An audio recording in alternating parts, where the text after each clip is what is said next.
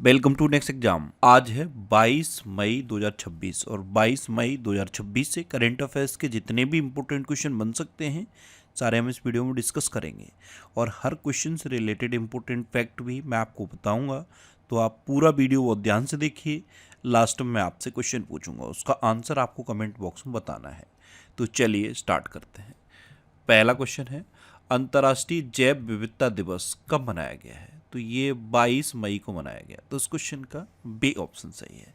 देखो, एनवायरनमेंट के लिए जैव विविधता यानी कि बायोडाइवर्सिटी बहुत इंपॉर्टेंट होती है। तो इसके महत्व के बारे में जागरूकता बढ़ाने के लिए और इसके संरक्षण को बढ़ावा देने के लिए हर साल 22 मई को ये अंतर्राष्ट्रीय जैव विविधता दिवस मनाया जाता है। अच्छा, 22 तारीख सुनी है, तो 22 मार्च को क्या मनाया जाता है? याद है? 22 मार्च को आपको बताना है कि 22 मार्च को क्या मनाया जाता है। ये आज का आपका पहला क्वेश्चन है। अच्छा, अभी 1 मार्च को अंतर्राष्ट्रीय मजदूर दिवस मनाया गया। 1 मार्च को गुजरात का स्थापना दिवस और महाराष्ट्र का स्थापना दिवस भी मनाया गया। 2 मई को विश्व टूना दिवस मनाया गया। 2 अप्रैल को क्या मनाया गया था? World autism day. 3 मई को विश्व प्रेस स्वतंत्रता दिवस और अंतर्राष्ट्रीय तेंदुआ दिवस मनाया गया। और ये जो विश्व प्रेस स्वतंत्रता दिवस मनाया जाता है ना, इसी दिन इंटरनेशनल प्रेस फ्रीडम इंडेक्स जारी किया जाता है या फिर वर्ल्ड प्रेस फ्रीडम इंडेक्स भी कहते हैं।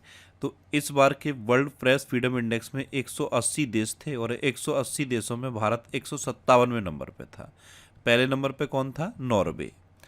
4 मई को अंतर्राष्ट्रीय अग्निशमन दिवस और कोयला खनिक दिवस मनाया गया। 5 मई को विश्व पुर्तगाली भाषा दिवस और विश्व अस्थमा दिवस मनाया गया। 6 मई को राष्ट्रीय नर्स दिवस मनाया गया। 7 मई को विश्व एथलेटिक्स दिवस मनाया गया।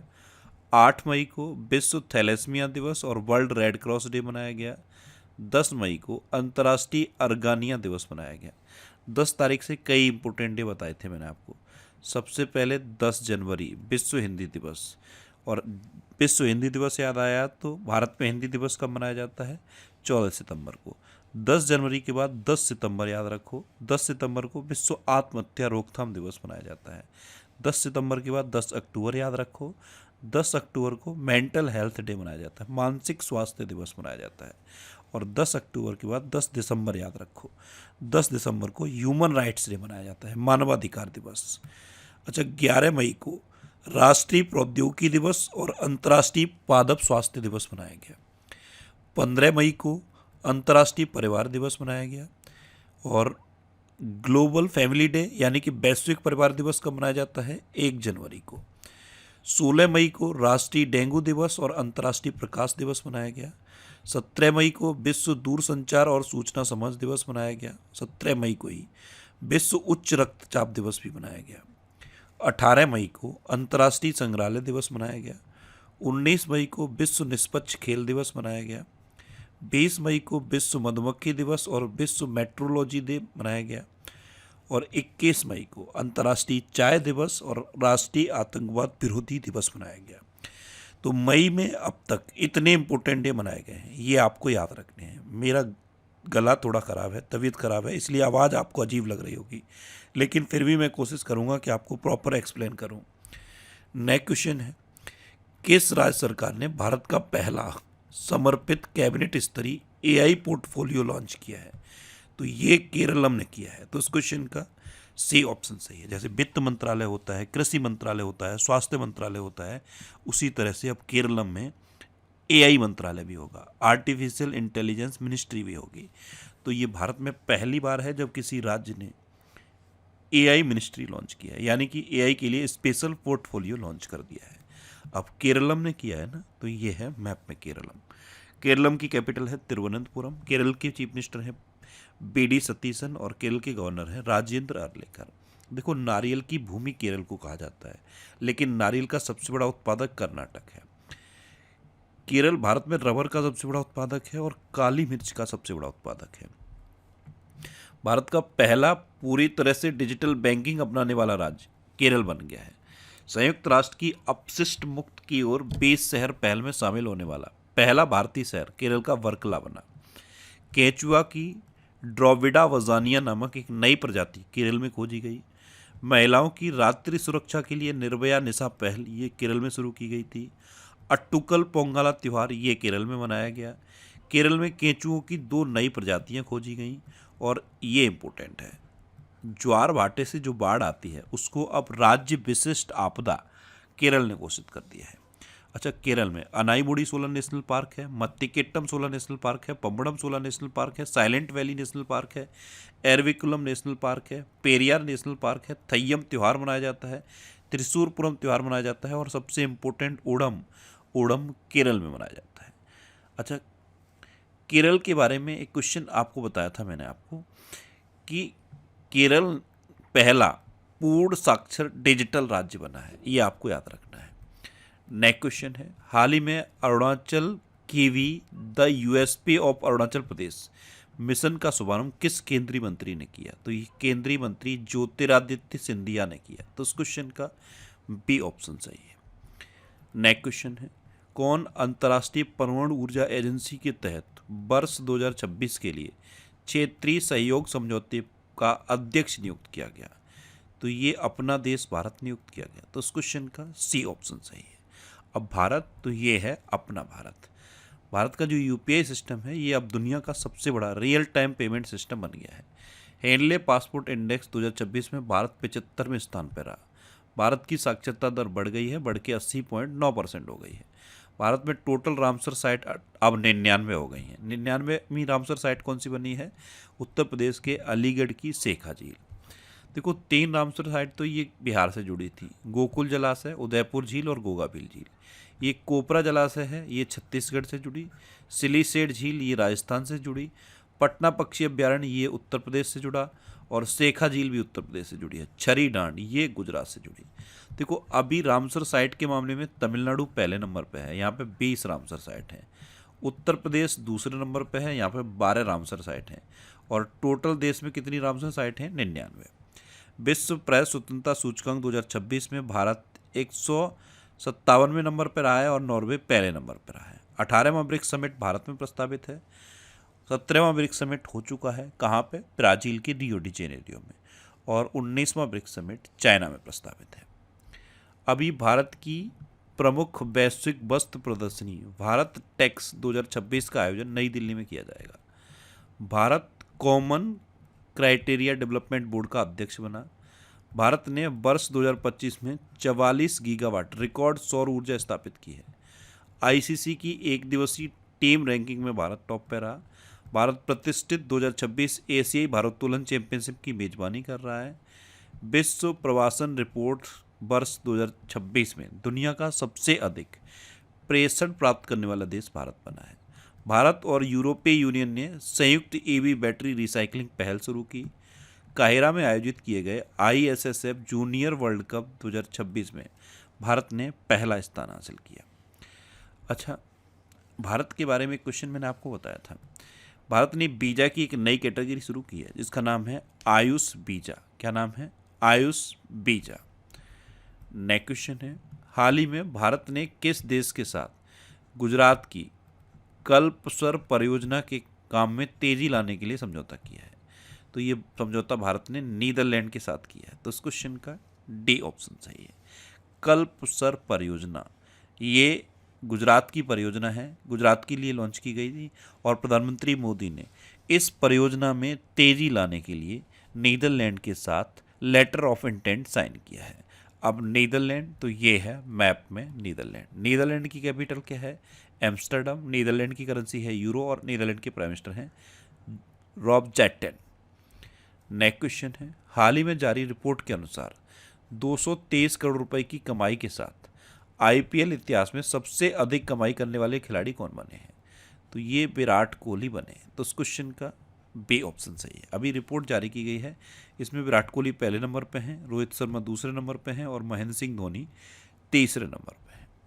नेक्स्ट क्वेश्चन है, भारत में केंद्र सरकार की परियोजनाओं को लागू करने में कौन सा राज्य पहले स्थान पर रहा है? तो अभी के टाइम पे भारत में केंद्र सरकार की जो परियोजनाएं चल रही हैं उनको बुनियादी रूप से लागू करने के मामले में महाराष्ट्र टॉप पर रहा है। तो इस क्वेश्चन का सी ऑप्शन सही है।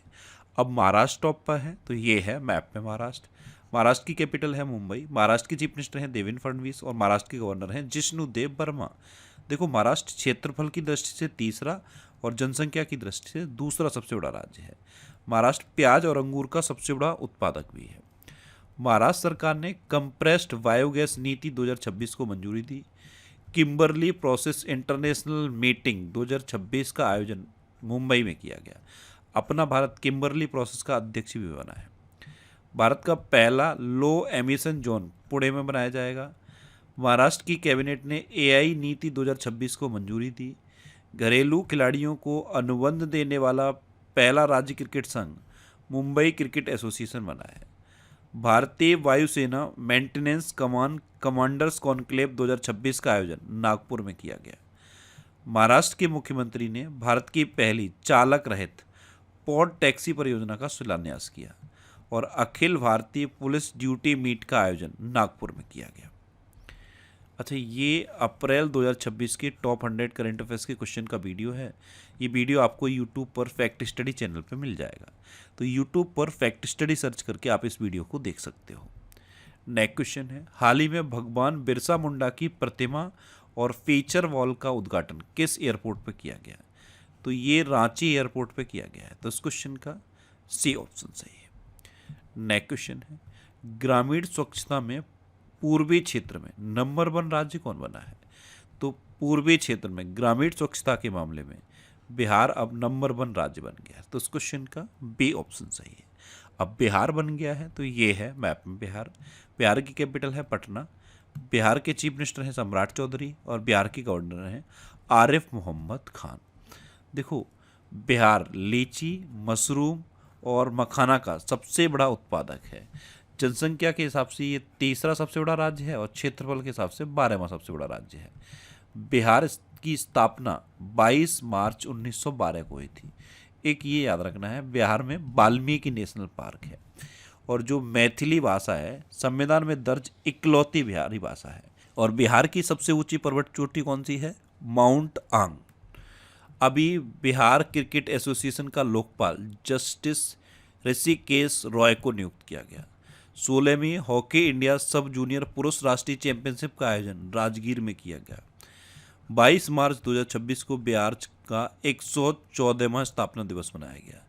जेके सीमेंट ने बक्सर में अत्याधुनिक 3 MTPA grey cement grinding unit का उद्घाटन किया। बिहार नक्सल मुक्त घोषित हो गया है।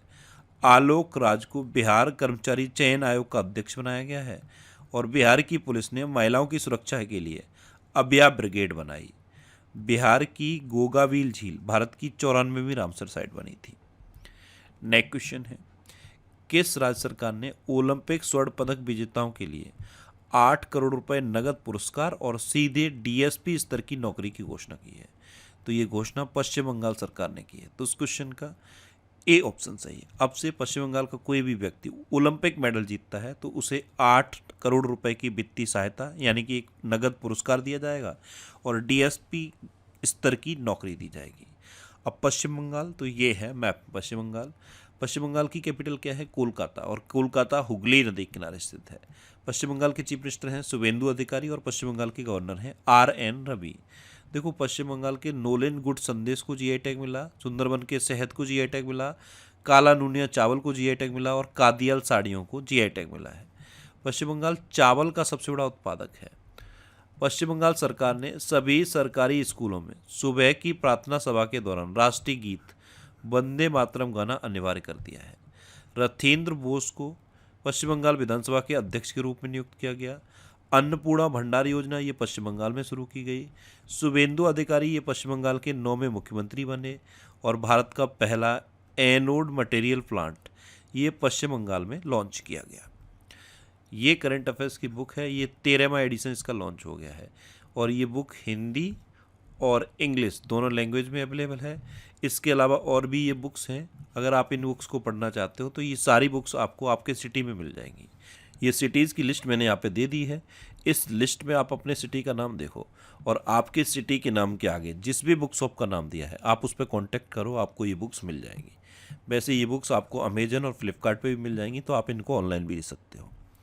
नेक्स्ट क्वेश्चन है, किसे प्रतिष्ठित 2026 का इंटरनेशनल बुकर प्राइज दिया गया है? ये इम्पोर्टेंट है। इंटरनेशनल बुकर प्राइज इस बार आंग सुआंग जी को मिला है। तो इस क्वेश्चन का सी ऑप्शन सही है। एक ताइवानी लेखिका है आंग सुआंग जी। इनका एक उपन्यास है ताइवान ट्रैवलॉग। इस उपन्यास की वजह से इनको ये इंटरनेशनल बुकर प्राइज मिला। और इसकी अनुवादक कौन है? लिन किंग। तो इन दोनों को संयुक्त रूप से मिला है। अगर एक नाम ऑप्शन में देता है तो एक नाम पे टिक करना है, अगर दोनों देगा तो ऑप्शन उपयुक्त तो दोनों भी होगा। तो दोनों के नाम याद कर लो। नोवेल का नाम है ताइवान ट्रैवलॉग, लिखा किसने है? यांग सुआंग जी ने, और इसको अनुवाद यानी कि ट्रांसलेट किसने किया है? लिन किंग ने।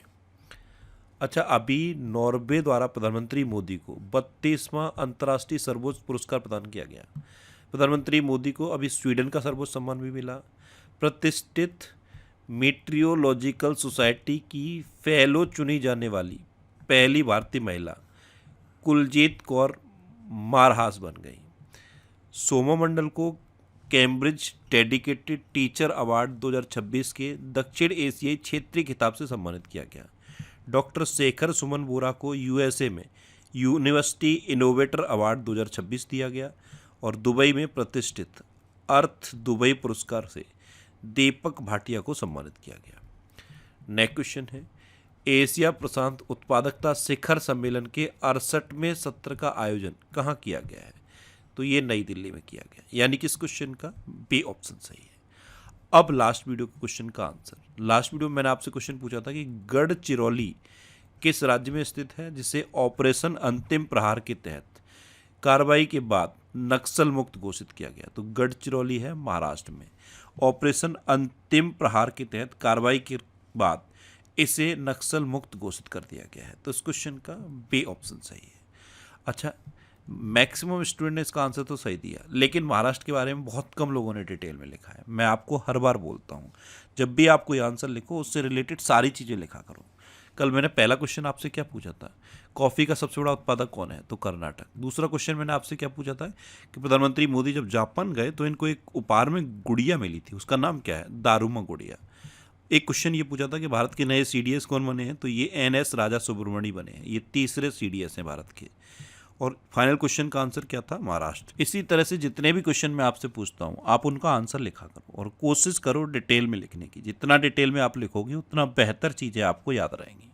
अच्छा, ये नेक्स्ट एग्जाम का ऑफिशियल व्हाट्सएप चैनल है और ये टेलीग्राम चैनल है। टेलीग्राम पे मैं सारे पीडीएफ पोस्ट करता हूँ। तो अगर आपको करंट अफेयर्स के पीडीएफ डाउनलोड करने हैं तो इस टेलीग्राम चैनल को आप ज्वाइन कर लो। और ये पिछले 12 महीने के मोस्ट इंपोर्टेंट 1000 करंट अफेयर्स के क्वेश्चन की सीरीज है। ये सीरीज और ये रिवीजन के वीडियो आपको फैक्ट स्टडी चैनल पर मिलेंगे। अब आपके लिए रिवीजन के क्वेश्चन। अभी अरुणाचल प्रदेश मंत्रिमंडल ने इनर लाइन परमिट सिस्टम को मंजूरी दी है। अली फलह कादिम अल जैदी को इराक का प्रधानमंत्री नियुक्त किया गया। Stockholm International Peace Research Institute 2025 की रिपोर्ट के अनुसार रक्षा खर्च के मामले में अमेरिका टॉप पर रहा। शुक्र ग्रह के अध्ययन के लिए भारत ने स्वीडन के साथ वेनस ऑर्बिटर मिशन पर समझौता किया। नीति आयोग का उपाध्यक्ष अशोक कुमार लाहिड़ी को नियुक्त किया गया। केंद्रीय शिक्षा मंत्री धर्मेंद्र प्रधान ने उड़ीसा में भीममंडली पर्यावरण धरोहर स्थल का उद्घाटन किया। अंडमान निकोबार में पानी के भीतर सबसे बड़ा राष्ट्रीय ध्वज फहराया गया। कृषि मंत्रालय द्वारा 2 दिवसीय कृषि कार्यक्रम फ्रूट होराइजन 2026 का आयोजन लखनऊ में किया गया। इंटरनेशनल बिग कैट अलायंस में शामिल होने वाला 26वां सदस्य देश सऊदी अरब बना। जीआई प्रमाणित अदरक की खेती के लिए मिजोरम सरकार ने अदरक मिशन शुरू किया है। कैट अ क्वालिफाइड फ्लाइंग इंस्ट्रक्टर बनने वाली भारतीय वायुसेना की पहली महिला अधिकारी स्क्वाड्रन लीडर सान्या बन गई। प्रधानमंत्री मोदी ने बेंगलुरु में नवनिर्मित ध्यान मंदिर का उद्घाटन किया। आरबीआई का नया डिप्टी गवर्नर रोहित जैन को नियुक्त किया गया। झारखंड सरकार ने प्राथमिक विद्यालयों में 0 प्राथमिक ड्रॉप आउट दर हासिल की। पश्चिम बंगाल सरकार ने सभी सरकारी स्कूलों में सुबह की प्रार्थना सभा के दौरान राष्ट्रीय गीत वंदे मातरम को गाना अनिवार्य कर दिया है। डेनमार्क में आयोजित उबेर कप 2026 का खिताब दक्षिण कोरिया ने जीता। इसी के साथ थॉमस कप भी हुआ था डेनमार्क में, वो चाइना ने जीता। सिक्किम देश का पहला पेपरलेस न्यायपालिका राज्य घोषित किया गया। और कल्याणकारी योजनाओं को आदिवासी गांवों तक पहुंचाने के लिए छत्तीसगढ़ सरकार ने जन भागीदारी सबसे दूर सबसे पहले नामक अभियान शुरू किया। अब आपके लिए आज का क्वेश्चन है 52वें G7 शिखर सम्मेलन का आयोजन कहाँ किया जाएगा। 4 ऑप्शन दिए गए हैं, इनमें से आपको अपना आंसर बताना है। और इसके अलावा हम हमारे फेसबुक पेज पर previous year question daily post करते हैं, तो आप फेसबुक पर नेक्स्ट एग्जाम सर्च करके हमारा फेसबुक पेज ज्वाइन कर सकते हैं, क्योंकि प्रीवियस ईयर क्वेश्चन आपको बहुत हेल्प करते हैं। अगर आपको किसी क्वेश्चन में कोई डाउट होता है या आपको अपने करियर से रिलेटेड भी कोई प्रॉब्लम है, तो आप इंस्टाग्राम, फेसबुक और एक्स पर इंद्रेश आरसी सर्च करके आप मेरे साथ जुड़ सकते हैं और कोई भी डाउट, कोई भी confusion without any hesitation discuss कर सकते हैं। तो ये था आज का हमारा करंट अफेयर्स का वीडियो। आपको ये वीडियो कैसा लगा प्लीज़ कमेंट बॉक्स में ज़रूर बताना। और अगर अभी तक भी आपने हमारे इस चैनल को सब्सक्राइब नहीं किया है तो इसे आप सब्सक्राइब कर लीजिए। आपको इस चैनल से निश्चित ही मदद मिलेगी। जब भी आपसे सब करेंगे तो बराबर में एक बेल आइकन बन के आएगा, आप उस बेल आइकन पर जरूर क्लिक कर लें, जिससे कि आपको डेली मॉर्निंग में करंट अफेयर्स की वीडियो मिलती रहे। Next exam always with you. Thanks for watching.